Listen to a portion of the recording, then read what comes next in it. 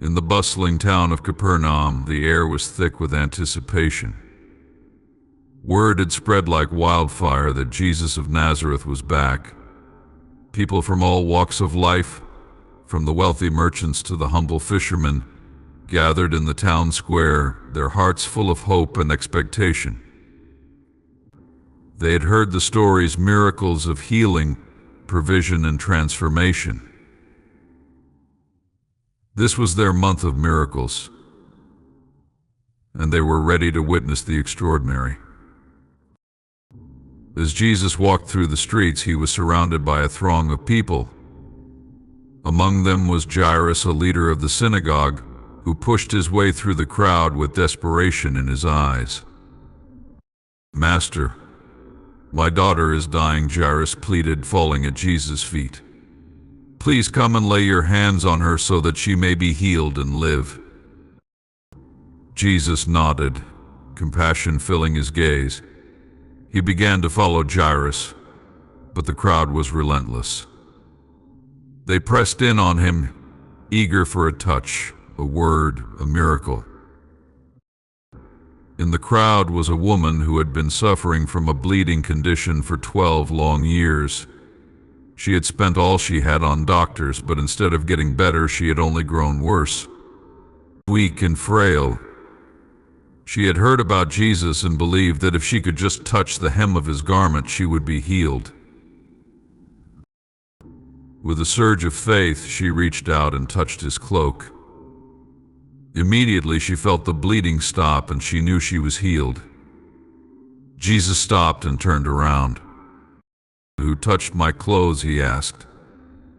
His disciples, bewildered by the question, said, "You see the crowd pressing against you, and yet you ask, 'Who touched me?'" But Jesus kept looking around to see who had done it. Trembling, the woman came forward and fell at his feet, telling him the whole truth. "Daughter," Jesus said gently, "your faith has healed you. Go in peace and be freed from your suffering." As he was speaking, messengers from Jairus' house arrived with heartbreaking news. "Your daughter is dead," they said. "Why bother the teacher anymore?" Overhearing this, Jesus said to Jairus, "Don't be afraid, just believe." When they arrived at Jairus' house, the scene was one of mourning and despair. People wailed and wept loudly. Jesus entered the house and said to them, "Why all this commotion and wailing? The child is not dead, but asleep." The mourners laughed at him, knowing she was dead. But Jesus, undeterred, took the child's father and mother and his disciples into the room where the child lay. He took her by the hand and said, "Talitha koum," which means, "Little girl, I say to you, get up."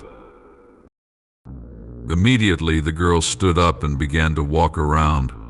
The parents were utterly astonished. Their sorrow turned into overwhelming joy. News of these miracles spread throughout Capernaum and beyond. People marveled at the power and compassion of Jesus. That month, many more witnessed miracles. The blind received their sight, the lame walked, lepers were cleansed, and the oppressed were set free. It was indeed a month of miracles, a time when faith was rewarded and lives were transformed. Jesus showed that with faith nothing is impossible. The people of Capernaum learned that in his presence miracles were not just possible, they were inevitable. And so, the words echoed through the hearts of all who heard, "This is your month of miracles."